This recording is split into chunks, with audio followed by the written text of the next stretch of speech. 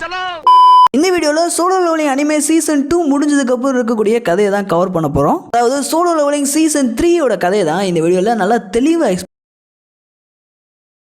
செம்ம இன்ட்ரெஸ்டிங்காக இருக்கும். ஸ்கிப் பண்ணாமல் பாருங்கள். எப்பயும் போல வீடியோக்கு லைக்கை தட்டி தெறிக்கி விடுங்க. அப்போ அந்த வீடியோ நல்ல வீடியோ வந்து யூடியூப் அல்காரிதம் எல்லாருக்குமே புஷ் பண்ணி காமிக்கும். அதே மாதிரி நம்ம சேனல் இன்னும் சப்ஸ்கிரைப் பண்ணாமல் பார்த்துக்கிட்டு இருந்தீங்கன்னா மறக்காமல் சப்ஸ்கிரைப் பண்ணி அந்த பெல் ஐக்கனை அமைக்க வச்சுக்கோங்க. அப்போ தான் நம்ம போடுற வீடியோன்றது உங்களுக்கு உடனே நோட்டிஃபிகேஷனில் வரும். சார் ரைட் கைஸ், வரவரம் பேசாமல் இந்த சீசன் 3 ஸ்டார்ட் பண்ணலாமா?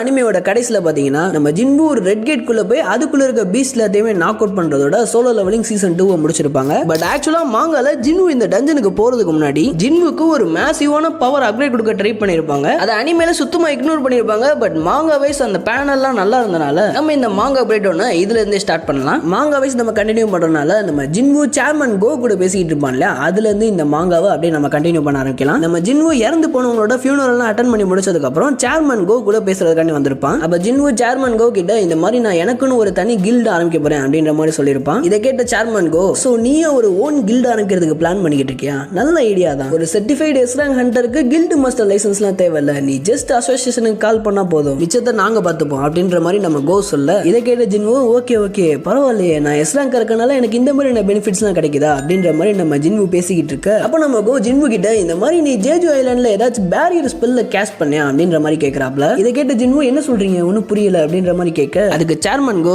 நாங்க ஒரு சில சோல்ஜர்ஸ் அண்ட் ஹண்டர்ஸ் அந்த ஜேஜு ஐலாண்டுக்கு எசன்ஸ் ஸ்டோனை கலெக்ட் பண்றதுக்கும் அந்த ஆண்டோட கிராப்ஸை கிளியர் பண்றதுக்கும் அனுப்பிச்சு வச்சிருந்தோம். அந்த ஹண்டர்ஸ் எல்லாருமே நைட் கில்டு சேர்ந்த A rank and B rank hunters தான். அவங்க எல்லாருமே அந்த ஜேஜு ஐலாண்டை கிளியர் பண்ணிட்டு இருக்கும்போது ஒரு குறிப்பிட்ட இடத்துல அவங்க எல்லாருமே அவங்களோட கான்சியஸ்னஸ் இழந்துட்டாங்க. சோ நீ எதுவும் ஜேஜு ஐலாண்ட்ல ஏதாச்சும் பேரியர் ஸ்பெல்ல கேஸ்ட் பண்ணி அதை ரிட்ரீவ் பண்ண மறந்துட்டியா அப்படின்ற மாதிரி நம்ம சேர்மன் கோ கேட்க, இதை கேட்ட ஜின்பு இல்லையே, நான் எதுவும் அந்த மாதிரி பேரியர் ஸ்பெல்ல கேஸ்ட் பண்ண மாதிரி தெரியலையே அப்படின்ற மாதிரி சொல்றான். இதை கேட்ட சேர்மன் கோ, அந்த இடத்துல அன்கான்சியஸ் ஆன சோல்ஜர்ஸ் அண்ட் ஹண்டர்ஸ் யாருக்குமே அவங்க அன்கான்சியஸ் ஆகிறதுக்கு முன்னாடி என்ன நடந்துச்சுன்றது சுத்தமா ஞாபகம் இல்லையா. பிராங்கா சொல்ல போனா அந்த சோல்ஜர்ஸ் அண்ட் ஹண்டர்ஸ் எல்லாருமே ஏதாச்சும் ஒரு ஸ்பெல்லால பாதிக்கப்பட்டாங்களா இல்ல என்ன இளவு நடந்துச்சுன்னு எனக்கு சுத்தமா தெரியல அப்படின்ற மாதிரி நம்ம சேர்மன் கோ மண்டையை பிச்சுக்கிட்டு இருக்காரு. அப்ப ஜின்பு சேர்மன் கோ கிட்ட இந்த மாதிரி அந்த ஆண்ட்ஸ் ஏதாச்சும் ட்ராப்பை கிரியேட் பண்ணிருக்கலாம், அந்த ட்ராப்ல இவங்க மாட்டிட்டு அப்படியே அன்கான்சியஸ் ஆயிருக்கலாம் அப்படின்ற மாதிரி நம்ம சேர்மன் கோ கிட்ட சொல்லிக்கிட்டு இருக்கான். அப்ப சேர்மன் கோ பக்கத்துக்கு யாரோ ஒரு கெஸ்ட் வந்திருக்காங்க அப்படின்ற மாதிரி சொன்னானே நம்ம சேர்மன் கோவும் ஜின்னுக்கு ஒரு டாட்டாவை சொல்லிட்டு அந்த இடத்த விட்டு கிளம்புறப்பல, ஸோ நம்ம ஜின்னுவும் இங்கிருந்து அவன் வீட்டுக்கு போறதுக்காண்டி பார்க்கிங் லாட்ல இருக்க அவனோட காரை எடுத்துக்கிட்டு இருக்க சமயத்தில் அங்க ஒருத்தன் நம்ம ஜின்னு வந்து மீட் பண்றான். என்னோட பேர் தான் ஆடம் வெயிட், நான் வந்து ஃபெடரல் பியூரோ ஆஃப் ஹண்டர்ஸோட ஒரு சீனியர் அஃபிஷியல் அப்படின்ற மாதிரி அவனை இன்ட்ரோடியூஸ் பண்ணிக்கிறான். இதை கேட்ட ஜின்னு ஃபெடரல் பியூரோ ஆஃப் ஹண்டர்ஸா அப்படின்ற மாதிரி யோசிச்சுக்கிட்டு இருக்க, அப்ப இந்த ஆடம்ன்ற பைபிள் என்னை மன்னிச்சிருங்க ஜின்னு, நான் உங்களை இந்த மாதிரி ஸ்டாப் பண்ணணும்னு நினைக்கல, நான் ஏற்கனவே உங்களோட ஆஃபீஸ்ல வந்து நான் உங்களை மீட் பண்ண ட்ரை பண்ணேன், பட் என்னால் உங்களை மீட் பண்ண முடியல அப்படின்ற மாதிரி சொல்றான். அப்போதான் நம்ம ஜின்னுக்கு ஞாபகம் வருது, நம்ம ஜின்னுவோட தம்பி அதாங்க அந்த ஜின்ஹோ, அவன் ஏற்கனவே இந்த ஆடம்ன்ற பைபிளை பத்தி ஜின்வு கிட்ட சொல்லியிருப்பான். அப்ப ஜின்வு இந்த ஆடம்ன்றவன்ட்ட உனக்கு என்ன வேணும் அப்படின்ற மாதிரி கேட்க,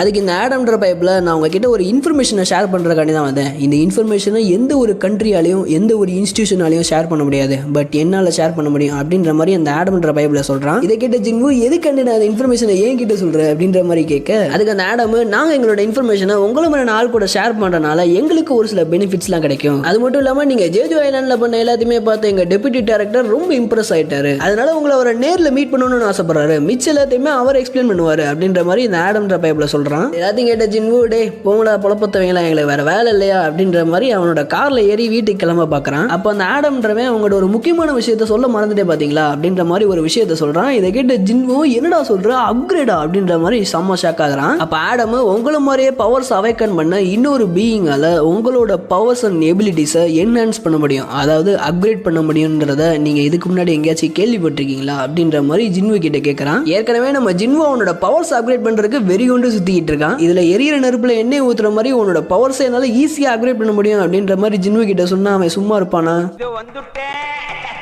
அப்படின்ற மாதிரி நம்ம ஜின்னு பார்த்தீங்கன்னா ஆடம் கூட சேர்ந்து அந்த டெபுட்டி டைரக்டரை மீட் பண்றதுக்காண்டி போறான். என்னோட பேர் தான் மைக்கேல் கார்னர், நான் தான் இந்த ஃபெடரல் பியூரோ ஆஃப் ஹண்டர்ஸோட டெபுட்டி டைரக்டர். நான் உங்கள்கிட்ட டைரக்டா பாயிண்ட்டுக்கு வந்துடுறேன் மிஸ்டர் ஜின்னு, இதுதான் இமிகிரேஷன் டாக்குமெண்ட்ஸ். யூஸ்வலி இந்த இமிகிரேஷன் ப்ராசஸ்ன்றது ஒரு வருஷத்துல இருந்து 2 வருஷம் டைம் எடுத்துக்கும், ஆனா நாங்க உங்களுக்கு ஒரு எக்ஸெப்ஷன் தரோம், நீங்க ஜஸ்ட் ஒரு வார்த்தை சொல்லுங்க போதும், அடுத்த செகண்ட் நீங்க அமெரிக்கன் சிட்டிசனா மாறிடுவீங்க அப்படின்ற மாதிரி நம்ம ஜின்னு கிட்ட அந்த டைரக்டர் சொல்ல, இதை கேட்ட ஜின்னுக்குனால செம்ம காண்டாகுது. அப்ப ஜின்னு இந்த ஆடம்ன்ற பைபிள என்கிட்ட ஏதோ ஒரு இன்ஃபர்மேஷனை சொல்றேன்னு தான் இங்க கூட்டு வந்தான். அதாவது என்ன மாதிரி அவைக்கன் பண்ண ஒருத்தவங்களால என்னோட பவர்ஸ் அப்கிரேட் பண்ண முடியும் அப்படின்ற மாதிரி சொன்னா. சோ அதை நிஜமாலே பண்ண முடியுமா அப்படின்ற மாதிரி நம்ம ஜின்பு அந்த டைரக்டர்கிட்ட கேட்க, இதை கேட்ட டைரக்டர் ஆக்சுவலி அந்த பவர்ஸை பொசஸ் பண்ணிட்டு இருக்கவங்க இந்த இடத்துல இருக்காங்க அப்படின்ற மாதிரி நம்ம ஜின்பு கிட்ட சொல்லிட்டு மிஸ் செலினர் இங்க வர சொல்லு அப்படின்ற மாதிரி அவன் பின்னாடி இருக்க அசிஸ்டன்ட் அந்த டைரக்டர் சொல்றான். செலினர் வரத நம்ம ஜின்னுவால சென்ஸ் பண்ண முடியுது. அப்போ அந்த டைரக்டர் இந்த உலகத்திலே அவைக்கன் பண்ணவங்களோட எபிலிட்டிஸை என்ஹான்ஸ் பண்ணக்கூடிய பவர்ஸ் இருக்க ஒரே ஒரு ஆள் உங்க கண்டு முன்னாடி இருக்காங்க அப்படின்ற மாதிரி செலினரை இன்ட்ரோடியூஸ் பண்றான். ஜின்பு செலினரை பார்த்தோன்னே ஒரு டிஃபரெண்ட் டைப் ஆஃப் அவைக்கன்ட் பீயிங் இருப்பா போலே அப்படின்ற மாதிரி நம்ம ஜின்பு யோசிச்சுக்கிட்டு இருக்க, அப்போ அந்த டைரக்டர் மிஸ் செலினர் உங்களோட பவர்ஸ் எப்படி ஒர்க் ஆகுன்றத ஜின்புக்கு எக்ஸ்பிளைன் பண்ணுங்க அப்படின்ற மாதிரி சொல்ல, இதை கேட்ட ஜின்புவும் என்னடா சொல்றீங்க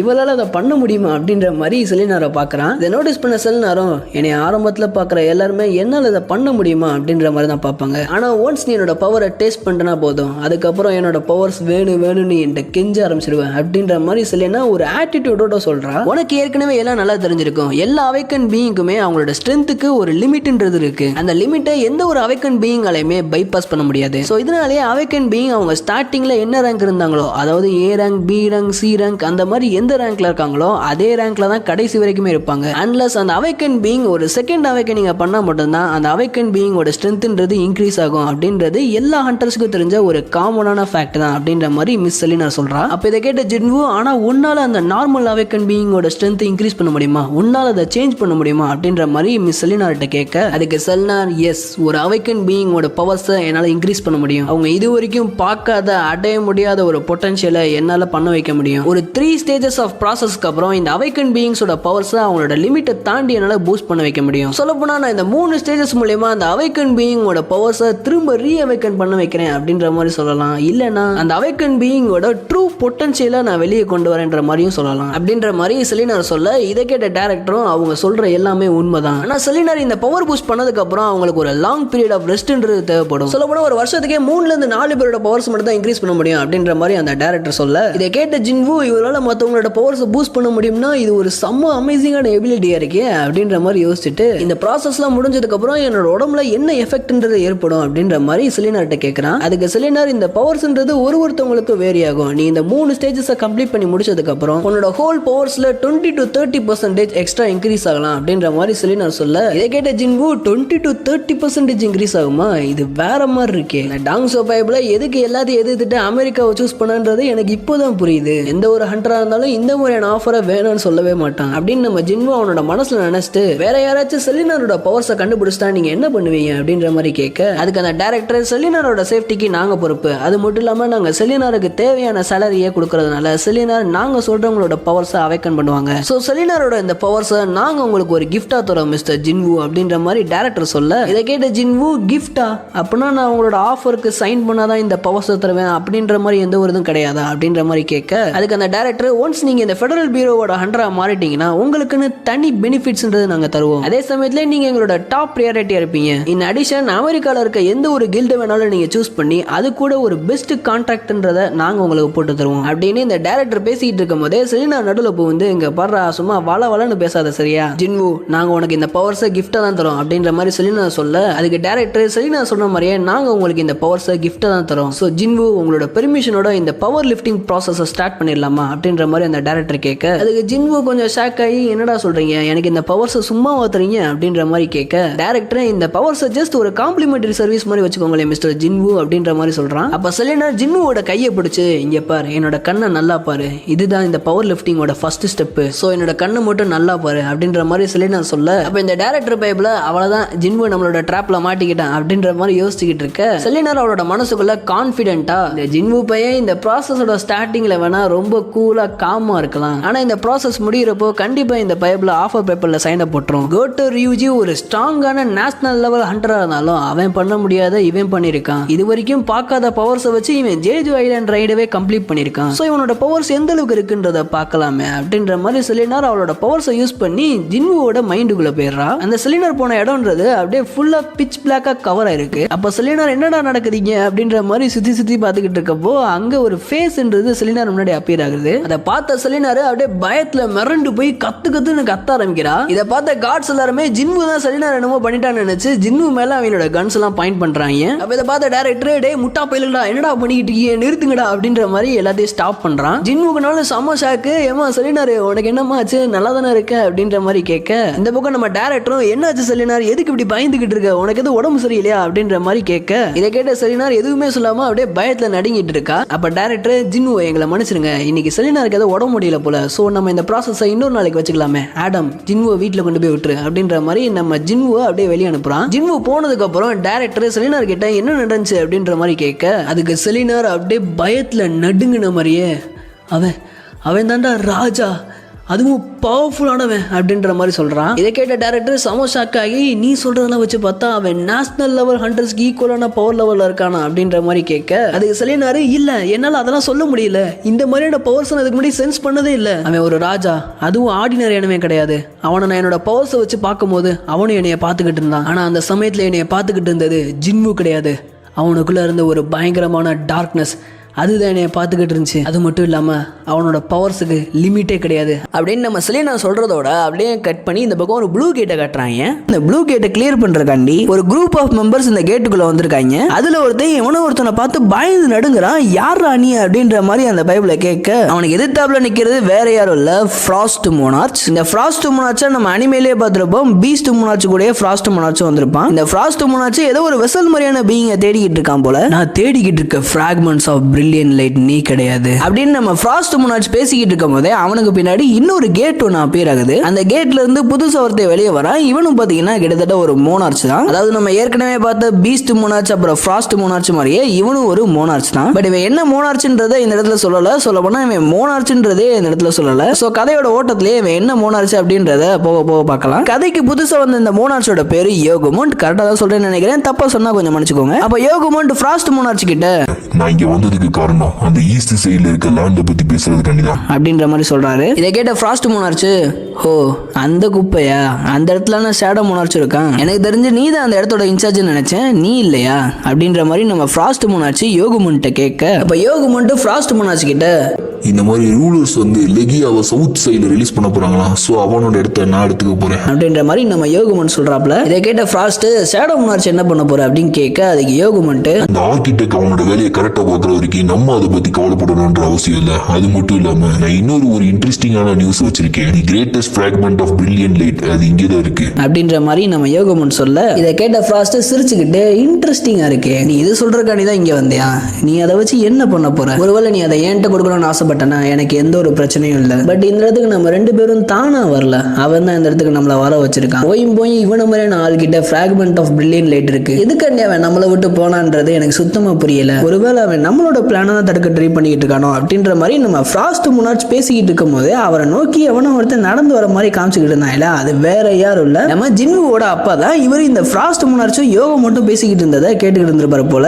ஈஸ்ட்ல இருக்க அந்த சின்ன இடம், நீங்க சவுத் கொரியாவை பத்தி பேசிக்கிட்டு இருக்கீங்களா அப்படின்ற மாதிரி நம்ம ஜின்னுவோட அப்பா ஃப்ராஸ்ட் முனார்ச்சை பார்த்து கொடூரமா கேட்கிறான். அப்போ ஃப்ராஸ்ட் முனார்ச், என்னப்பா உனக்கு அந்த இடத்துல இன்ட்ரெஸ்ட் இருக்கா, ரைட்டு பரவாயில்ல, நான் இந்த இடத்த விட்டு கிளம்புறேன், முடிஞ்ச என்னை தடுத்து பாரு அப்படின்ற மாதிரி நம்ம ஃப்ராஸ்ட் முனார்ச் சொல்ல, இதை கேட்ட ஜின்னுவோட அப்பா, உக்கால் என்ன அவனை தப்பிக்க விட்டுருவேன் நினைக்கிறியா அப்படின்ற மாதிரி ஃப்ராஸ்ட் முனார்ச்சை நோக்கி ஒரு ஹெவி ப்ளோவை போட, அப்போ ஃப்ராஸ்ட் இந்த அட்டாக் அவனோட ஐஸை வச்சு பிளாக் பண்ண, இவங்க ரெண்டு பேரும் கிளாஸ் பண்ணதுக்கு அதுக்கும் அந்த இடமே பூம் ஆகி மொத்தமா புகை மூட்டம் ஆயிருது. அப்படியே கட் பண்ணி நம்ம ஜின்வு போன அந்த ரெட் கேட்டை காட்டுறாங்க. அப்போ ஜின்வு அவன் கண்ணுக்கு தெரிஞ்ச எல்லா பீஸ்டையும் நாக் அவுட் பண்ணதுக்கு அப்புறம் ஃபாரஸ்ட்டுக்குள்ள மெதுவா நடந்து போய்கிட்டு இருக்கான். அந்த சமயத்துல ஜின்வு முன்னாடி புதுசா ஒரு சில பீஸ்ட்ல அப்பியர் ஆகுது. அதுல எப்பயும் போல ஒரு பீஸ்ட்ன்றது பேசுது, இந்த பற குள்ளப்பையில நீ எப்படி இந்த இடத்துக்குள்ள இவ்வளவு தூரம் வந்தன்னு எனக்கு தெரியல, ஆனா இது இங்கேயே முடியுது, உன்னைய சுத்திலும் என்னோட ஆளுங்க இருக்காங்க, வெளியே வாங்கடா டேய் அப்படின்ற மாதிரி அந்த பீஸ்ட் ஷோ ஆஃப் பண்ண ட்ரை பண்ணுது. பட் அந்த பீஸ்ட் சொன்ன மாதிரி யாருமே ஜின்வுவை சுத்தி வளைக்கல. அப்ப ஜின்வு குள்ளப்பையனா நல்லா காமெடி பண்றாடா அப்படின்ற மாதிரி அவன் ஷோ ஆஃப் பண்றான், வெளியே வாங்கடா அப்படின்ற மாதிரி நம்ம ஜின்வு சொல்ல,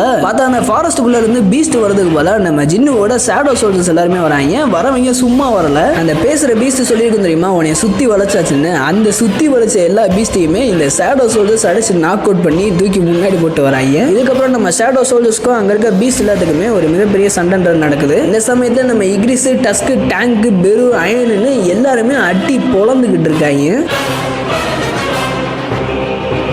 அப்ப நம்ம ஜின்வோ அந்த பேசுற பீஸ்டுக்கு முன்னாடி போய் நிக்க, அப்ப நம்ம இக்ரிஸ், பெரு, டஸ்கடி இவங்க 3 பேரும் ஒரு காம்போ அட்டாக்க போட்டு அந்த பீஸ்ட மண்ணக்க வைக்கிறாங்க. அதாவது நம்ம இக்ரிஸ் வந்து அந்த பீஸ்டோட காலை வெட்ட, இன்னொரு பக்கம் நம்ம பெரு அந்த பீஸ்டோட கையை வெட்டுது. இந்த 2 அட்டாக்ல அந்த பீஸ்ட் நில குழஞ்சு நிக்கும் போது நம்ம டஸ்க் அவனோட கிராவிட்டி பவர்ஸ் யூஸ் பண்ணி அந்த பீஸ்ட மொத்தமா மண்ணக்க வச்சிடறான். அப்போ அந்த பீஸ்ட் முன்னாடி நம்ம ஜின்வோ போய் நின்று, நான் கேட்கிற கேள்விக்கு நீ பதில் சொல்லனா உன்னோட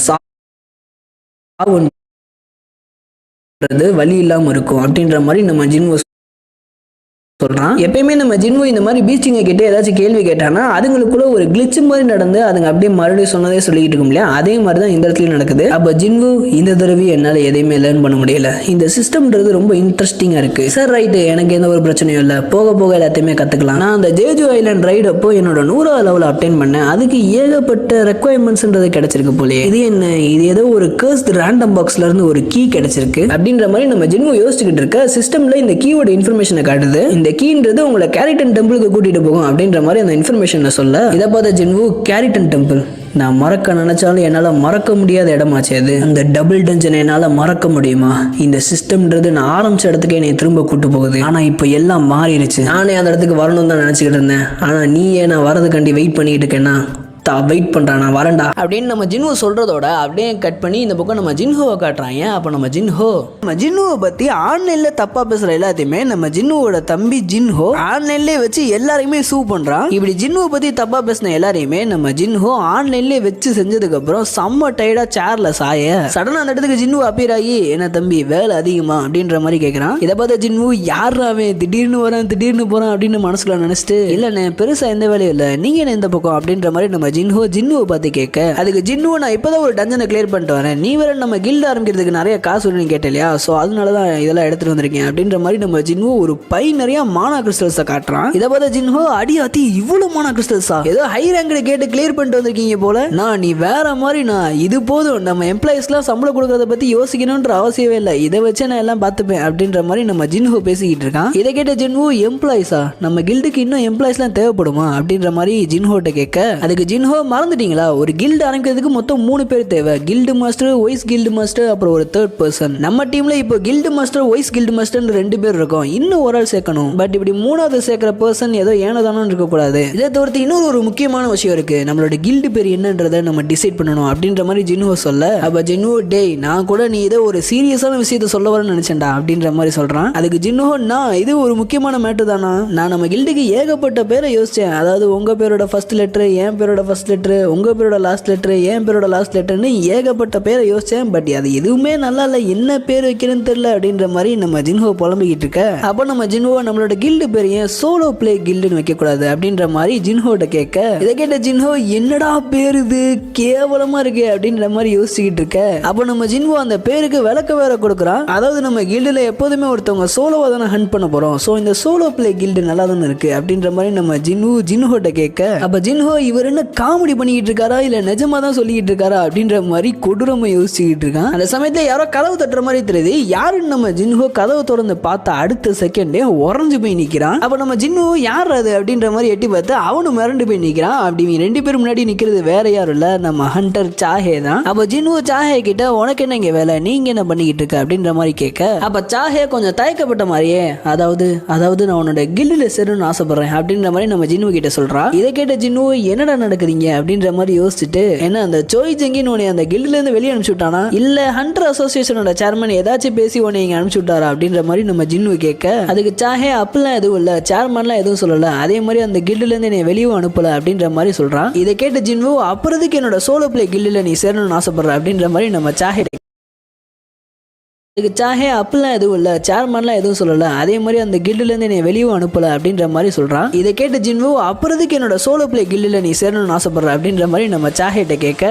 இதை கேட்ட சாஹே, உன்னோட கில்டு பேரு சோலோ பிளேவா அப்படின்ற மாதிரி செம்ம ஷாக் ஆகுறான். அப்போ ஜின்ஹோ, அந்த பேர்ல உனக்கு ஏதாச்சும் பிரச்சனை இருக்கா அப்படின்ற மாதிரி கேட்க, சைட்ல இருந்து நம்ம ஜின்ஹோ செம்ம ஷாக் ஆகி, நோ என்னடா நீ அந்த பேர்லயே முடிவு ஆயிட்டியா, சும்மா சஜஸ்ட் பண்றேன்னு நினைச்சேன், நிஜமாலே அந்த பேர் தான் வைக்க போறீங்களா அப்படின்ற மாதிரி செம்ம ஷாக் ஆகுறான். அப்போ ஜின்ஹோ, என்னடா இந்த பேர் நல்லா இல்லையா, நான் நீ அமைதியா இருக்கிறத வச்சு நீ இந்த பேருக்கு ஒத்துக்கிட்டேன்னு நினைச்சேன் அப்படின்ற மாதிரி நம்ம ஜின்னு சொல்றான். இதை கேட்ட ஜின்னு அப்படிலாம் இல்லைண்ணா அப்படின்ற மாதிரி கொஞ்சம் மலுப்ப ட்ரை பண்றான். அப்ப ஜின்னு சாஹேவை நோட்டீஸ் பண்ணி பார்த்தா அவளோட ஹார்ட் பீட், பிரீத்திங், எக்ஸ்பிரஷன் எல்லாமே கோளாரா இருக்கு. ஆனா ஏன் முன்னாடி இவ ஏதோ கூலா இருக்க மாதிரி ஆக்டிங்க போட்டுக்கிட்டு இருக்கா, ஏன் இவன் என் கில்ட்ல ஜாயின் பண்றதுக்கு இவ்வளவு ஆர்வமா இருக்கா அப்படின்னு ஜின்னு அவனோட மனசுல நினைச்சிட்டு, அப்ப ஜின்னு ஹண்டர்ச்சா நீங்க உங்களோட பவர்ஸ் அவைக்கன் பண்ணி 2 வருஷம் தான் ஆயிருக்கு. அந்த வகையில நீங்க ஏற்கனவே ஒரு கில்டோட கான்டாக்ட் மேக் பண்ணிருக்கீங்க. சோ உங்களால அந்த கில்டை விட்டு 2 வருஷத்துல வெளியே வர முடியாது அப்படின்ற மாதிரி நம்ம ஜின்னு சொல்ல, அதுக்கு சாஹே என்னால வெளியே வர முடியும், அதுக்கு ஒரு பெனால்டி கட்டணும், அந்த பெனால்டி கட்டுறதுக்கு தேவையான காசு என்கிட்ட இருக்கு அப்படின்ற மாதிரி நம்ம ஜின்னுட்ட சொல்றா. அப்ப ஜின்னு இவ என் கில்டுல சேர்றதுக்காண்டி பெனால்டி கட்டுறது கூட ரெடியா இருக்காளா. இந்த பாருங்க சாஹே, உங்களுக்கு சேலரி கொடுக்குற அளவுக்கு எங்க கிட்ட அவ்வளவு ரிசோர்சஸ்ன்றது கிடையாது அப்படின்ற மாதிரி நம்ம ஜின்னு சொல்ல,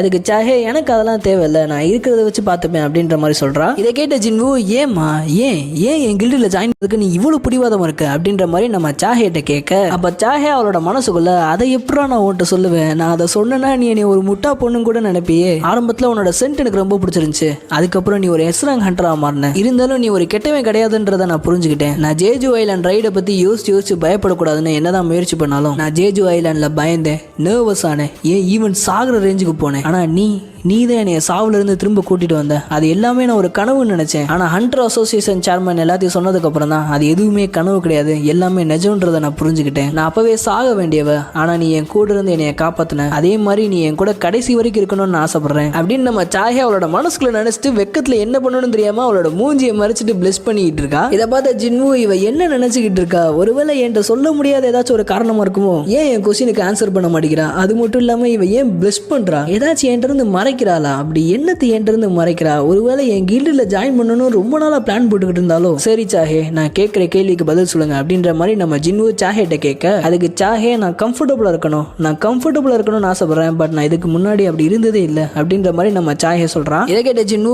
இல்ல சாஹே நான் அதை கேட்கல அப்படின்ற மாதிரி நம்ம ஜின்னு பேசிக்கிட்டு இருக்க, சைட்ல இருந்து நம்ம ஜின்ஹோ நோ சாஹே சொல்றதை வச்சு பார்த்தா அந்த கில்டுல சாஹேவை போட்டு புளின்னு புளிஞ்சிருப்பாங்க போலயே அப்படின்ற மாதிரி நம்ம ஜின்ஹோ சொல்ல, இதை கேட்ட ஜின்னு இவன் சொல்றது கரெக்ட் தான், சாஹேக்கு வெறும் 23 வயசு தான் ஆகுது, ஆனா அவளோட பேர்டன்றது ரொம்ப அதிகமா இருக்கு, முக்கியமா ஒரு எஸ்ராங் ஹண்டர்ன்றனால அவளோட பேர்டன் ரொம்ப அதிகமா இருக்கும். இதை தவிர்த்து இப்போ ரீசெண்டா ஜேஜு ஐலாண்ட் ரைட்ல வேற பார்ட்டிசிபேட் பண்ணிருக்கா. இது எல்லாத்தையும் வச்சு பார்க்கும்போது எனக்கு சாஹேவோட நிலைமை புரியுது, இருந்தாலும் நீங்க என்னோட கில்டுல சேரணும்னா அதுக்கு ஒரு என்ட்ரன்ஸ் எக்ஸாம்ன்றது இருக்கு அப்படின்ற மாதிரி நம்ம ஜின்னு சொல்ல, இதை கேட்ட ஜின்ஹோ நோ நம்ம கில்டுல சேர்றதுக்கு என்ட்ரன்ஸ் எக்ஸாம்லாம் இருக்கா அப்படின்ற மாதிரி நம்ம ஜின்னுட்ட கேட்க, அதுக்கு ஜின்னு ஆஸ் அ வைஸ் கில்ட் மாஸ்டரா நான் இந்த பாலிசியை இப்பல இருந்து லான்ச் பண்றேன், உனக்கு அதுல ஏதாச்சும் பிரச்சனை இல்லைனா நீ கீழே போய் எங்களுக்கு கொஞ்சம் ஸ்நாக்ஸும் ட்ரிங்க்ஸும் வாங்கிட்டு வரியா அப்படின்ற மாதிரி நம்ம ஜின்னுட்ட சொல்றான். அப்ப சாஹே இது என்ன கைண்ட் ஆஃப் டெஸ்ட் அப்படின்ற மாதிரி நம்ம ஜின்னு கிட்ட கேட்க, அதுக்கு ஜின்னு நான் சமன் பண்ற ஒருத்தங்க கூட நீங்க சண்டை போடணும் அப்படின்ற மாதிரி நம்ம சாஹே கிட்ட சொல்ல, அதுக்கு சாஹே என்னை நீ குறைச்சி இடம் போறன்னு நினைக்கிறேன், பரவாயில்ல நான் யார் கூட சண்டை போடணும் அப்படின்ற மாதிரி நம்ம ஜின்னு கிட்ட கேட்க, அதுக்கு ஜின்னு என்கிட்ட இருக்கக்கூடிய ஒன் ஆஃப் தி ஸ்ட்ராங்கஸ்ட்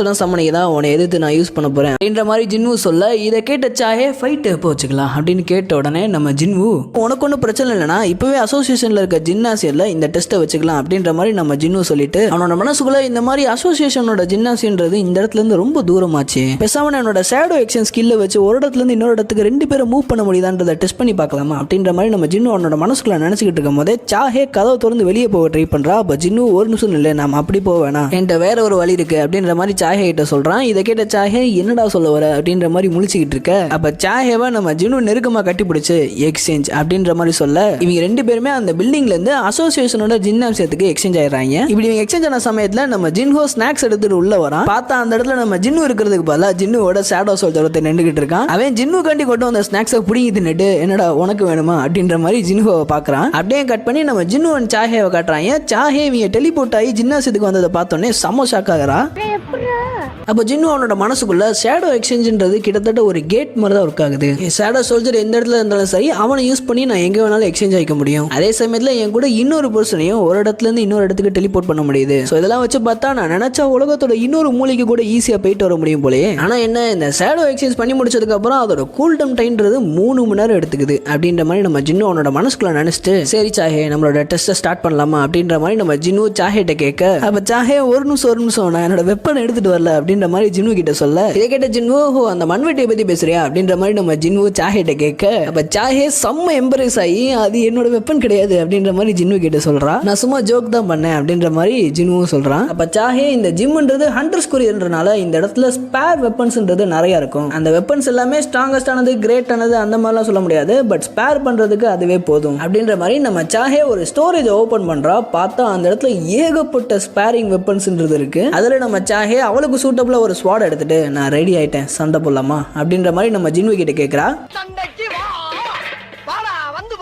அப்போ நம்ம ஜின்வு சாஹே கிட்ட, இது உன்னோட யூஸ்வல் ஸ்வாட் கிடையாது, அதாவது நீ எப்போ யூஸ் பண்ணுற ஸ்வாட் இது கிடையாது, அதனால இது உனக்கு ஓகேவா, அந்த ஸ்வாட் உனக்கு சூட் ஆகுமா அப்படின்ற மாதிரி நம்ம ஜின்வு சாஹே கிட்ட கேட்க, அப்போ சாஹே எனக்கு அதெல்லாம் ஒரு பிரச்சனையும் இல்லை, அது மட்டும் இல்லாமல் மான்ஸ்டர்ஸ்னா எப்போதுமே சொல்லிட்டு வந்து அட்டாக் பண்ணும், என் கையில் நான் எப்போதுமே என்னோட ஸ்வாடை வச்சுக்கிறதுக்கு அப்படின்ற மாதிரி நம்ம சாஹே சொல்கிறான். இதை கேட்ட ஜின்வு நீ சொல்கிறது கரெக்ட் தான் அப்படின்ற மாதிரி சொல்லிட்டு இக்ரிஸை சமன் பண்ணுறான். இவன் தான் என்கிட்ட இருக்கக்கூடிய one of the best swordsman அப்படின்ற மாதிரி நம்ம ஜின்வு இக்ரிஸ் இன்ட்ரடியூஸ் பண்றான். அப்ப சாஹே இந்த மேட்சோட ரூல்ஸ் என்ன அப்படின்னு ஜின்வு கிட்ட கேட்க, ரூல்ஸ்லாம் ஒன்றும் பெருசா இல்லை, என்னோட சமன் டிஸ்ட்ராய் ஆகிற வரைக்கும் நீ சண்டை போடணும், இல்லைன்னா நீ சரண்டர் ஆகணும் அப்படின்ற மாதிரி நம்ம சாஹேட்ட ஜின்வு சொல்லிட்டு அவனோட மனசுக்குள்ள சாஹே கிட்ட அவளை எதிர்த்து என்னோட ஸ்ட்ராங்கஸ்டான சமனை தான் சண்டை போட வைப்பேன்ற மாதிரி சொன்னேன். ஆனா பெரு இவளுக்கு கொஞ்சம் ஓவர் தான், ஸோ இப்போதைக்கு இக்ரிஸே சாஹே கூட சண்டை போடட்டும் அப்படின்ற மாதிரி அவளோட மனசுக்குள்ள நினைச்சிட்டு நம்ம இந்த மேட்சை ஸ்டார்ட் பண்ணலாமா அப்படின்ற மாதிரி சாஹே கிட்ட கேட்கறான். அப்ப சாஹேவும் ஆரம்பிக்கலாம் அப்படின்றத வாயால சொல்லாம அவளோட பவர்ஸை ஃப்ளெக்ஸ் பண்ணி காமிக்கிறா. சாஹேவோட பவர்ஸை பார்த்தோன்னே நம்ம ஜின்வு சார் ரைட்டு, இவளோட பவர்ஸை இன்னும் கொஞ்சம் செக் பண்ணி பார்க்கலாம் அப்படின்ற மாதிரி நம்ம ஜின்வு சாஹே கிட்ட கொஞ்சம் அங்கே திரும்பிக்கிறியாமா, நானும் இக்ரிஸும் பேச வேண்டியது இருக்கு அப்படின்னு சொல்லிட்டு இக்ரிஸ் கிட்ட அவன் ஜேஜோ ஐலாண்ட்ல யூஸ் பண்ண ஸ்வாடை எடுத்து கொடுத்து இதை வச்சு சண்டை போடுறா அப்படின்ற மாதிரி இக்ரிஸ் கிட்ட சொல்றான். ஜின்வு இக்ரிஸ் கிட்ட கொடுத்த ஸ்வாடுன்றது ஒரு எஸ் ரேங்க் லாங் ஸ்வாடு. இந்த ஸ்வாடோட பேரு டீமன் கிங் லாங் ஸ்வாடு. இதோட அட்டாக் ஸ்ட்ரென்த்ன்றது ரொம்ப அதிகம். அது மட்டும் இல்லாம இந்த ஸ்வாடை வச்சு ஒரு ஸ்விங் பண்ணாலே போதும், அந்த இடத்துல ஒரு ஒயிட் கலர் லைட்னிங் ஸ்ட்ரோமே கிரியேட் ஆகும். இந்த மாதிரி ஒரு பவர்ஃபுல்லான ஸ்வாடை ஜின்வு இக்ரிஸ் கிட்ட கொடுத்து சாஹேவோட பவர்ஸை டெஸ்ட் பண்ணி பார்க்கறான். ஸோ இதுக்கப்புறம் அந்த மேட்ச்ன்றது ஸ்டார்ட் ஆக நம்ம இக்ரிஸ் சாஹேவை நோக்கி அவனோட ஃபர்ஸ்ட் ப்ளோ, அதாவது ஸ்ட்ராங்கஸ்ட் ப்ளோவை யூஸ் பண்றான். பட் சாஹே அந்த அட்டாக்ல இருந்து டாஜ் ஆயிடுறான். இதை பார்த்த ஜின்வு நான் நினைச்ச மாதிரியே ரொம்ப ஃபாஸ்டா இருக்கா, அந்த இடத்துல ஒரு நார்மல் பர்சன் இருந்ததுனா இந்நேரத்துக்கு செத்து போயிருப்பான், பட் இவன் அந்த அட்டாக்ல இருந்து டாஜ் ஆயிட்டா அப்படின்ற மாதிரி நம்ம ஜின்வு அவனோட மனசுல நினைச்சுக்கிட்டு இருக்கும் போதே இந்த பக்கம் சாஹே அண்ட் இக்ரிஸ் இவங்க ரெண்டு பேருமே மாத்தி மாத்தி கிளாஸ் பண்ணிக்கிறாங்க. அப்படியே கட் பண்ணி சேர்மன் கோவை கட்டுறாங்க. சேர்மன் கோ யாரோ ஒருத்தவங்க ஜிம்ல என்ட்ரி ஆயிருக்காங்க அப்படின்றத சென்ஸ் பண்றாரு. இன்னைக்கு ஜிம்மை யாருமே ரிசர்வ் பண்ணலையே, யார் உள்ள வந்திருப்பா அப்படின்றத நம்ம சேர்மன் கோ மனசுக்குள்ள நினைச்சுக்கிட்டு அவரோட சபார்டினேட்டுக்கு கால் பண்ணி ஜிம்மோட சிசிடிவி ஃபுட்டேஜ் எனக்கு காட்ட முடியுமா அப்படின்ற மாதிரி நம்ம சேர்மன் கோ கேட்க, சபார்டினேட்டும் சிசிடிவி ஃபுட்டேஜை சேர்மன் கோக்கு கனெக்ட் பண்ணி விடுறான். அந்த இடத்துல நம்ம ஜின்னு அண்ட் சாஹே இருக்கிறத பார்த்துட்டு நம்ம சேர்மன் கோக்கு ஆரம்பத்தில் எதுவும் புரியல. அதுக்கப்புறம் இதுக்கு முன்னாடி சாஹே பண்ண ஒரு சில விஷயம்லாம் நம்ம சேர்மனுக்கு ஞாபகம் வந்ததுக்கு அப்புறம் சார் ரைட்டு எனக்கு இப்போ புரியுது அப்படின்ற மாதிரி சேர்மன் நினைச்சிட்டு, சின்ன சிறுசுங்க இளம் ரத்தம் கொஞ்சம் அப்படி இப்படின்னு தான் இருப்பீங்க, அதுக்காக ஹவுஸ் ஓனர் மட்டும் இதெல்லாம் செய்யக்கூடாது, மாடியில் பெட்ரூம் இருக்கு அங்கே கூண்டு போய் கொஞ்சம் போங்க போங்க போங்க. அவரோட சபார்டினேட்டை இன்னைக்கு அந்த ஜிம்மோட கேமரா எல்லாத்தையுமே ஆஃப் பண்ணிருங்க, அங்கே ஒரு இன்ஸ்பெக்ஷன் நடந்துச்சு அப்படின்றத நோட் பண்ணி வச்சுக்கோங்க அப்படின்னு ஒரு ஆர்டரை கொடுத்துட்டு, இந்த சின்ன பசங்களே இப்படிதான் அப்படின்னு நம்ம சேர்மன் கோ சொல்றதோட அப்படியே கட் பண்ணி திரும்ப இந்த ஃபைட்டை காட்டுறாங்க. அந்த இடத்துல பார்த்தா நம்ம ஜின்னு செம்ம ஷாக்ல நின்றுகிட்டு இருக்கான். என்னன்னு பார்த்தா நம்ம ஆல் மைட்டி இக்ரிஸே நாக் அவுட் ஆகி கீழே படுத்து கிடக்குறான். அப்ப சாஹே அவரோட பவரை ஷோ ஆஃப் பண்ணி, இந்த பிளாக் கலர் நைட் தான் உன்னோட ஸ்ட்ராங்கஸ்டான சமனா, என்னை எதிர்த்து உன்னோட ஸ்ட்ராங்கஸ்டான சமனை தான் சண்டை போட வைப்பேன்னு சொன்னேன், ஸோ சமன் பண்ணு அப்படின்ற மாதிரி நம்ம சாஹே சொல்ல, அதுக்கு ஜின்வு நான் உன்னை சமன் பண்ணனா உனக்கு ஏதாச்சும் அடிப்படுறதுக்கு சான்ஸ் இருக்கு அப்படின்ற மாதிரி சொல்ல, அதுக்கு சாஹே எனக்கு எந்த ஒரு பிரச்சனையும் இல்லை, நான் அவன் கூட திரும்ப சண்டை போடணும்னு ஆசைப்படுறேன் அப்படின்ற மாதிரி நம்ம சாஹே சொல்றா. அப்ப ஜின்வு உனக்கு முன்னாடியே தெரியுமா அப்படின்ற மாதிரி சாஹே கிட்ட கேட்க, அப்ப சாஹே டேய் நானும் தாண்டா அந்த இடத்துல இருந்தேன், அது மட்டும் இல்லாம நான் வீடியோலயும் நீ என்ன பண்ணன்றதை பார்த்துட்டேன் அப்படின்ற மாதிரி நம்ம சாஹே ஜின்வு கிட்ட சொல்ல, அப்ப ஜின்வும் சார் ரைட்டு வேற வழியே இல்லை அப்படின்ற மாதிரி பெரு அப்படின்னு நம்ம பெருவை சமன் பண்றான். இந்த பாரு சாஹே நான் உன்கிட்ட திரும்ப கேட்கிறேன், இவன் கூட நீ சண்டை போட்டனா நீ கண்டிப்பா ஹர்ட் ஆவ அப்படின்ற மாதிரி நம்ம ஜின்வு சாஹே கிட்ட சொல்லிட்டு அவனோட மனசுக்குள்ள ஷேடோ சோல்ஜர்ஸ் நார்மலாவே அவங்க உயிரோடு இருக்கும் போது எந்த அளவுக்கு பவர் லெவல்ல இருந்தாங்களோ அதை விட கொஞ்சம் வீக்கரான பவர் லெவல்ல தான் ஷேடோ சோல்ஜர்ஸா மாறுவாங்க. பட் பெரு பிறக்கும் போதே ஹண்டர்ஸ் எலிமினேட் பண்ணக்கூடிய ஒரு வெப்பனா தான் பிறந்திருப்பான். ஸோ இவன் எதிர்த்து ஹண்டர் சா சண்டை போட்டானா கண்டிப்பா அவ ஜெயிக்கிற சான்சஸ்ன்றது ரொம்ப கம்மி தான் அப்படின்ற மாதிரி நம்ம ஜின்வு யோசிச்சுக்கிட்டு இருக்கும் போதே நம்ம பெரு ஜின்வு கிட்ட மை கிங் நான் என்ன பண்ணணும் அப்படின்ற மாதிரி ஜின்வு கிட்ட கேட்கறான். அதுக்கு ஜின்வு நீ அவளை ஹர்ட் பண்ணாம அவளை டிஃபீட் பண்ணு அப்படின்னு அப்படின்ற மாதிரி பெருக்கு ஒரு ஆர்டரை கொடுக்குறான். இதை கேட்ட பெரு எஸ் மை கிங் அப்படின்னு சொல்லிட்டு ஒரு கத்தும் பாருங்க. அந்த ஜிம்ல இருந்த ஃப்ராஜைல் திங்ஸான glasses, windows, roof top, light பல்புன்னு எல்லாமே பெரு கத்துற வைப்ரேஷனை தாங்க முடியாம சுக்கா நொறுங்கி போயிடும். அப்ப சாஹே செம்ம ஷாக்ல ஜின்வு இந்த மான்ஸ்டரோட எதிர்த்து சண்டை போட்டான் அப்படின்ற மாதிரி பெருவை பார்த்துக்கிட்டு இருக்கா. அப்ப நம்ம பெரு அவனோட கிளாஸ் ஆக்டிவேட் பண்ணி சாஹேவை அட்டாக் பண்ண போக அப்ப ஜின்வு பின்னாடி இருந்து கிளாஸ்லாம் ஆக்டிவேட் பண்ணாத, தக்காளி நீ அவளை ஹர்ட் பண்ண நீ உயிரோட போக மாட்டடா அப்படின்ற மாதிரி பெருவை மிரட்டுறான். இதை கேட்டு பெரு பாவமா மூஞ்சி வச்சுக்கிட்டு எஸ் மேக்கிங் அப்படின்னு சொல்லுது. பெரு இப்படிலாம் பண்றதை பாக்குறப்போ கொஞ்சம் சிரிப்பா தான் இருக்கு. அப்ப சாஹே அவரோட மனசுக்குள்ள அந்த பீஸ்ட் அவன் கூட பேசிக்கிட்டு இருக்கு. சோ இது எனக்கு ஒரு நல்ல ஓப்பனிங், நம்ம அட்டாக் பண்ணலாம் அப்படின்ற மாதிரி சாஹே நினைச்சுக்கிட்டு இருக்கும் போதே சடனா பெரு சாஹே பின்னாடி வந்து நிக்குது. இதை நோட்டீஸ் பண்ண சாஹேக்கு ஜேஜு ஐலாண்டே ஞாபகத்துக்கு வந்துட்டு போகுது. அதாவது ஜேஜு ஐலாண்ட்லயும் சாஹேவை இதே மாதிரி தானே பெரு அட்டாக் பண்ணிருக்கோம், அது நம்ம சாஹேக்கு ஞாபகத்துக்கு வந்துட்டு போகுது. அப்ப சாஹே நான் ஒரே ட்ரிக்கு 2 தடவை ஃபாலோ ஆக மாட்டேன்டா அப்படின்னு பெருவை செம்ம ஃபோர்ஸா திரும்பி அட்டாக் பண்ண வரா. அப்ப பெரு இன்னும் கொஞ்சம் பயிற்சி வேணும் மகளே அப்படின்ற மாதிரி சாஹேவோட அட்டாக்கை ஈஸியா பிளாக் பண்ணுது. நம் ராஜதந்திரங்கள் அனைத்தும் வீணாகிவிட்டதே, இன்னும் பயிற்சி வேண்டுமோ? அப்போ பெரு அதோட மனசுக்குள்ள என்னோட கிங் எனக்கு ஒரே ஒரு ஆர்டர் தான் கொடுத்துருக்காரு, இந்த உமனை நான் ஹர்ட் பண்ணாம தோக்கடிக்கணும், அது ஒரு சிம்பிளான மேட்டர் தான். நான் ஜஸ்ட் என்னோட ஓவர்வெல்மிங் பவரை அவளுக்கு டெமான்ஸ்ட்ரேட் பண்ணி எனக்கும் அவளுக்கு இருக்க பவர் டிஃபரன்ஸை அவளுக்கு காமிச்சாலே போதும், அவளோட ஃபைட்டிங் ஸ்பிரிட் என்னால உடைக்க முடியும். ஸோ அதுக்கப்புறம் அவளாவே இந்த மேட்ச்ல தோத்துருவா அப்படின்ற மாதிரி நம்ம பெரு பிளானை போட்டுக்கிட்டு இருக்கு. அப்ப சாஹே பெருவை நோக்கி ஃபுல் ஃபோர்ஸ்ல அட்டாக் பண்றா. பட் பெரு டாஜ் ஆயிருது. சாஹே உருற மாதிரி தெரியல. நாட் yet நம்ம சாஹே மாத்தி ஸ்லாஷ் பண்ண மணியமா இருக்கா, பெருவும் டாஜ் பண்ண மணியே இருக்கு. அப்ப சாஹே ஒரு கட்டத்துக்கு மேல கொஞ்சம் ஃப்ரஸ்ட்ரேட் ஆகிறா. இது என்னடா என்னோட எல்லா அட்டாக்கையும் டாஜ் பண்ணுது, இத்தனைக்கும் அதோட காலை ஒரு இன்ச்சு கூட நகட்ட மாட்டேங்குது அப்படின்ற மாதிரி நம்ம சாஹே ஃப்ரஸ்ட்ரேட் ஆகிறா. அப்ப பெரு சாஹே பக்கத்துல போய் சாஹே மூஞ்சி முன்னாடி பயங்கரமா ஒரு கத்துது. இப்படி பெரு கத்துக்கு சாஹே அந்த ஃபோர்ஸை தாங்க முடியாம 2 முன்னாடி பின்னாடி போய் உட்காந்துடுறா. இதை பார்த்தா ஜின்வோ ரைட், இந்த ஃபைட்டோட வின்னர் யாருன்றது டிசைட் பண்ணியாச்சு, சோ சாஹே இந்த ஃபைட்டை நிறுத்திக்கலாமா அப்படின்ற மாதிரி நம்ம ஜின்வோ சாஹேட்ட கேட்க, பட் சாஹே விட்டு கொடுக்குற மாதிரி தெரியல. இன்னும் இந்த ஃபைட் முடியல, என்னால இன்னும் சண்டை போட முடியும் அப்படின்ற மாதிரி நம்ம சாஹே எந்திரிச்சு நிக்கிறா. இதை கேட்ட ஜின்வோ இவ என்ன நினைச்சுக்கிட்டு இருக்கா, இவங்க 2 பேத்துக்கு நடுவில் இருக்க டிஃபரன்ஸ் பார்த்ததுக்கு அப்புறமும் சாஹே இப்படி சண்டை போட துடியா இருப்பான்றத நினைச்சு கூட பார்க்கல. ஆனா பெரு ஒன்னும் நார்மலான ஷேடோ சோல்ஜர் கிடையாது, இவன் ஒரு டிஃபரெண்ட் ஆனவன். இவனுக்கு என்னதான் யோசிக்கிற தன்மை இருந்தாலும் இவன் ஒரு கொடூரமான வெப்பன். இப்ப கூட சாஹேவை கொல்லணும்ன்ற வெறி அவனுக்கு ரொம்ப அதிகமா இருக்கு. ஆனா நான் சொன்னேன்ற ஒரே காரணத்துக்காண்டி அந்த வெறியை அடக்கி வச்சுக்கிட்டு இருக்கான். அவ எதையோ அவன்கிட்ட இருந்து எதிர்பார்க்கறா, ஆனா அது கூடி சீக்கிரத்துல நடந்துன்னு நினைக்கிறேன் அப்படின்ற மாதிரி நம்ம ஜின்வோ யோசிச்சுக்கிட்டு இருக்கும் போதே அப்படியே இந்த பக்கம் நம்ம சாஹே பெருவை பார்க்கும் போது, நீ எல்லாம் எனக்கு ஒரு ஆளே இல்லடா, உனைய நான் ஈஸியா டிஃபீட் பண்ணிடுவேன் அப்படின்ற மாதிரி பெருவை பார்க்கறா. இதை பார்த்த பெரு செம்ம காண்டாகுது. நிறைய அனிமேஸ்ல பாத்தீங்கன்னா ஒரு வாய்ஸ் வந்து ஸ்டோரியை நரேட் பண்ணும் இல்லையா, அதாவது வீரன் எழுந்துட்டான், வீரன் தூங்கிட்டான், அந்த மாதிரி நரேட் பண்ணும் இல்லையா, அந்த மாதிரி இந்த இடத்துலயும் பெருவோட இன்ஸ்டிங்க்ட ஒரு வாய்ஸ்ன்றது நரேட் பண்ணுது. அதாவது லிவிங் ஆர்கானிசம் எல்லாத்தாலையுமே ஒரு சிச்சுவேஷன்ல அதுங்க பிரெடேட்டரா இல்ல பிரேவா அப்படின்றத ஈஸியா தெரிஞ்சுக்க முடியும். பட் சாஹே மாதிரியான ஒரு எரை வந்து பெரு மாதிரியான ஒரு பிரெடேட்டரை எதிர்த்து நிக்கிறது ஒரு அன்அக்செப்டபிளான விஷயம்ன்றனால தான் பெரு இந்த இடத்துல செம்ம காண்டாகுது அப்படின்றத அந்த வாய்ஸ் நரேட் பண்ணுது. அப்ப பெரு உனக்கு எவ்வளவு தைரியம் இருந்தா எனவே அப்படி பாப்பன்னு சாஹேவை செம்ம ஃபோர்ஸா அட்டாக் பண்ண போகுது. ஜின்வு பெரு கிட்ட அதோட கிளாஸ் ஆக்டிவேட் பண்ணக்கூடாதுன்னு சொல்லியிருப்பான். பட் பெரு அதோட கிளாஸ் ஆக்டிவேட் பண்ணி ரத்த வெறி பிடிச்சி சாஹேவை அட்டாக் பண்ண போகுது. அப்ப சாஹே அந்த அட்டாக்ல இருந்து டாஜ் ஆகி அவரோட ஸ்கில்ல ஒன்னான ஸ்வாட் டான்ஸை யூஸ் பண்றா. அப்படி அந்த ஸ்வாட் டான்ஸை யூஸ் பண்ணி நம்ம சாஹே பெருவை அட்டாக் பண்றா. அந்த சமயத்துல சாஹே அவரோட மனசுக்குள்ள எனக்கு ஒரே ஒரு சான்ஸ் கிடைச்சா போதும், எனக்கு மானம் ரொம்ப கம்மியா தான் இருக்கு, சோ எனக்கு ஒரே ஒரு சான்ஸ் கிடைச்சா போதும், நான் இவனை போட்டு தள்ளிடுவேன் அப்படின்ற மாதிரி நம்ம சாஹே தொடர்ந்து பெரு கூட சண்டை போட்டுக்கிட்டே இருக்கா. அப்படி சண்டை போட்டுக்கிட்டு இருக்க சமயத்துல நம்ம சாஹேக்கு அந்த சான்ஸும் கிடைக்குது. கிடைச்ச அந்த சான்ஸை நம்ம சாஹே கொஞ்சம் கூட மிஸ் பண்ணாம பெருவோட நெஞ்சிலே அவரோட கத்தியை விட்டு இறக்குறா. இதை பார்த்த ஜின்னுவும் செம ஷாக் ஆக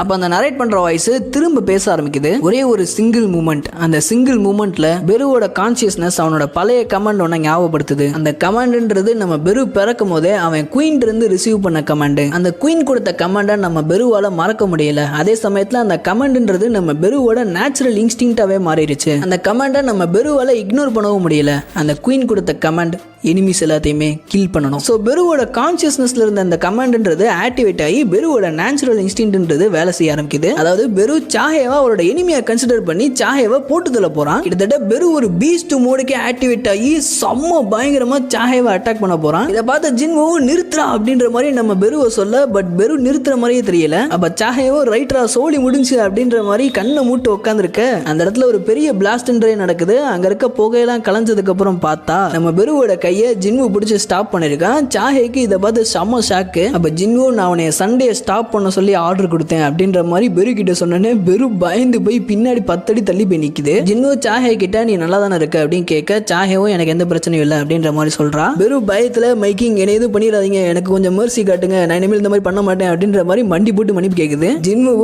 ஒரு செகண்ட்ல நடுங்க விட்டேடா அப்படின்ற மாதிரி பெருவை பாக்குறான். அப்படியே ஜின்வு சாஹே கிட்ட நீ எதுக்காண்டி என்னோட கில்டுல ஜாயின் பண்ணணும்னு ரொம்ப பிடிவாதமா இருக்க, நீ இப்பெல்லாம் பண்ணணும்ன்ற அவசியமே இல்லையே, இது ஜஸ்ட் ஒரு நேம்லெஸ் கில்டு நடத்தக்கூடிய ஒரு என்ட்ரன்ஸ் டெஸ்ட் தான். ஆனா நீ இந்த என்ட்ரன்ஸ் டெஸ்ட்டுக்கே உன்னோட உயிரை கொடுத்து சண்டை பண்ணணும்ன்ற அவசியம் இல்ல, நீ எதுக்கு இவ்வளவு ரெக்லஸா இருக்க, என் கில்டுல ஜாயின் பண்ணணும்னு நீ எதுக்கு இவ்வளவு பிடிவாதமா இருக்க அப்படின்ற மாதிரி நம்ம ஜின்னு சாஹே கிட்ட கேட்கறான். பட் சாஹே எதுவுமே சொல்லாம அமைதியா நிக்கிறா. இதை பார்த்த ஜின்னுக்கு இன்னும் கொஞ்சம் காண்டாயிருது. நீ என்ன நினைச்சுக்கிட்டு இருக்க, நான் கேட்கிற கேள்விக்கு எதுக்குமே பதில் சொல்ல மாட்டியா, இப்படியே அமைதியா தான் இருக்க போறியா, ஒருவேளை என்னை உனக்கு பிடிச்சிருக்கா அதனாலதான் இப்படிலாம் பண்ணிக்கிட்டு இருக்கியா அப்படின்ற மாதிரி நம்ம ஜின்னு கேஷுவலா கேட்கறான். இதை சாஹே எதிர்பார்க்கவே இல்லை. இதை கேட்டோடனே சாஹேக்கு கொஞ்சம் ஷாக் ஆயிருது. பட் இது தாண்டா சான்ஸ், வேற வழி கிடைக்கும்